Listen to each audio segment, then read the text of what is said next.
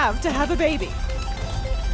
Or you could just, like, have a happy life together. The defining feature of Psychonauts 2 is how difficult it is to explain on the phone to someone who hasn't played the game. Yes, love, I'm helping a wealthy interracial skeleton couple to conceive in this hospital/casino that exists inside the mind of my supervisor because I forced her to associate risk with money. We have to win eventually. Oh yeah, sure enough, that mental connection between risk and money has now become a deadly psychedelic octopus, as one does. Unbeatable optimism. I am the ultimate victory of hope over mathematics. I am the Lady Luctopus, but you can call me Lucky. But fortunately, whether or not you played the very original now over 16 years ago, the core plot can sort of be summarized. Truman, oh, good job there, Rasputin. Yes, and he says you're the only one who can help us fight Maligula. Maligula? Yes, someone's trying to bring her back to life, and there's a mole in the Psychonauts, and we have a ton of work to do. Yes, work to do.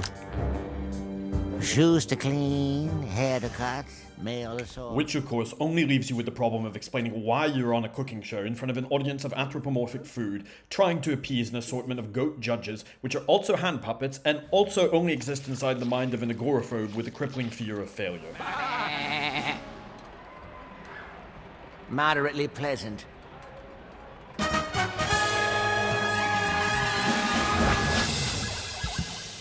But if you were to describe Psychonauts 2 as what it is on paper, which is to say a classic, even retro platformer with some light sandbox combat, you wouldn't begin to do it justice.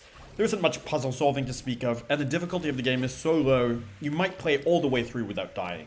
Yet, Psychonauts 2 is undoubtedly the most creative and engrossing game of the current Xbox lineup, a feat it manages solely through wit and charm. Double Fine has doubled down on the details in Psychonauts 2, and these gratuitous moments add so much depth to the experience. Here, I'm able to grind like Tony Hawk behind a thread of yarn, rolling it into a ball in which I am then able to bounce in order to reach mid-air collectibles. This happens in exactly one place in the entire game. Why am I able to do this? There's no reason other than that Double Fine now has infinite Microsoft cash and apparently no meddlesome Microsoft oversight, and that's a beautiful thing. In a recent interview with GamesIndustry.biz, Tim Schafer, the founder of Double Fine, went so far as to say, "We've been given so much creative freedom now," Schafer says. "Nobody has probed Psychonauts to second guess our decisions or anything like that. We've been trusted to handle the creative side completely, but we can opt into all these resources like having it tested for accessibility and mental health checks. We had the resources, but were left creatively to our own devices. And that's been great, and Microsoft has lived up to their word as far as what they said before the acquisition." Get it, my boy. You're my favorite son now. Schafer went on to say, "I think the value proposition now is what we can contribute to the Game Pass subscription service. Everything is moving in some form or another to subscriptions. That's just a relationship with players which I think is really great for Double Fine, where we want to do something new and original and surprising, which means there might be a higher barrier of entry for players who don't know what that is. And by lowering that barrier financially, where it's not a matter of buying one $70 game over another, and it's more about the time it takes to download them because they're all up there on the Game Pass, I think that's a huge way for Double Fine games to find their audiences faster." And it's just hard to argue with that formula, isn't it? A formerly small studio that has always been a critic's darling now apparently has access to infinite cash, no strings attached. And the result is, when Tim Schafer decides that players must restore an identity to a damaged brain that has been sensorially deprived for 20 years, it looks and sounds like this.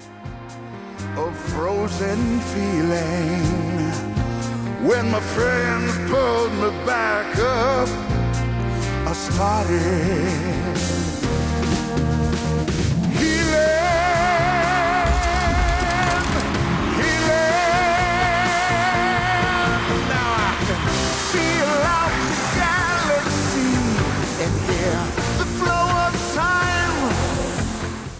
Psychonauts 2 is at its best when it's witty and glib and clever, but it also has many moments that are genuinely moving.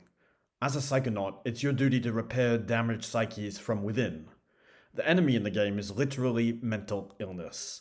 The premise is perhaps inspired by Eternal Sunshine of the Spotless Mind by Michel Gondry, except instead of erasing painful memories, you're helping your patients come to terms with them. As Rasputin, the game's 10-year-old protagonist, you finally get to work with your heroes, the original team of Psychonauts, only to find that they've all been fundamentally broken by a shared trauma. You spend the rest of the game rebuilding these deeply flawed individuals, who are then able to overcome a resurgent foe. Psychonauts 2 does have its flaws. The other children in the game, also enrolled in the apparently prestigious Psychonauts intern program, are sort of a zoomer version of the Captain Planet kids, and equally insipid. You'll probably spend a few minutes trying in vain to psychically damage them, but they just shrug it off.